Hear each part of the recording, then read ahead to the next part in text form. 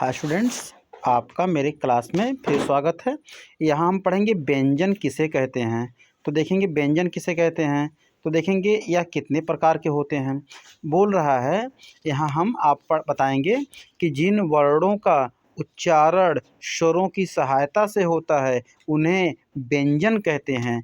हिंदी वर्णमाला में व्यंजनों की कुल संख्या 33 होती। कितनी होती है? 33 होती है। व्यंजन 3 प्रकार के होते हैं: स्पर्श व्यंजन, अंतस्थ व्यंजन और ऊष्म व्यंजन। अब हम पढ़ेंगे स्पर्श व्यंजन किसे कहते हैं। तो यहाँ पर स्पर्श व्यंजन जिन व्यंजन वर्णों के उच्चारण में श्वास वायु मुख के अलग अलग भागों को स्पर्श करती है उसे स्पर्श व्यंजन कहेंगे। जैसे का वर्ग का, खा, गा, घा, अंगा। अब देखेंगे चा वर्ग चा, छा, जा, झा, इया। टा वर्ग टा, ठा, डा, ढा, अड़ा। ता वर्ग ता, था, दा, धा, ना।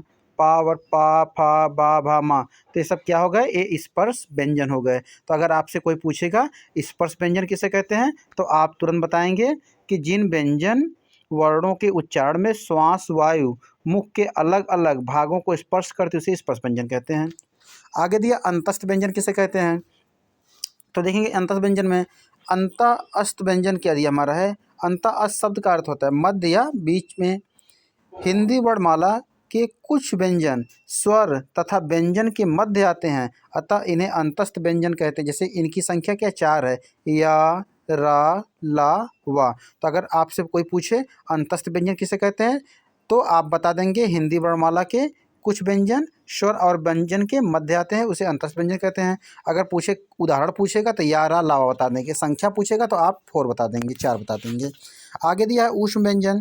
कह रहे ऊष्म का अर्थ है गर्म। ऊष्म से कहता है गर्म। कह रहा है कि वे, आगे पूछ रहा है कि वे व्यंजन जिनके उच्चारण के समय मुख से वायु निकलती है या गर्म होकर क्या है भाप निकलती है तो उसे क्या कहेंगे हम ऊष्म व्यंजन कहते हैं। अर्थात मुख से गर्म वायु निकलती है उसे ऊष्म व्यंजन कहते हैं। बस इतना आपको याद करना है कि जिसके उच्चारण में मुख से गर्म वायु निकले उसे ऊष्म व्यंजन कहते हैं। इनकी संख्या 4 होती है। देखिए बड़ा सा, छोटा सा, मूर्धन्य सा और हा। ये क्या है? 4 ऊष्म व्यंजन हैं।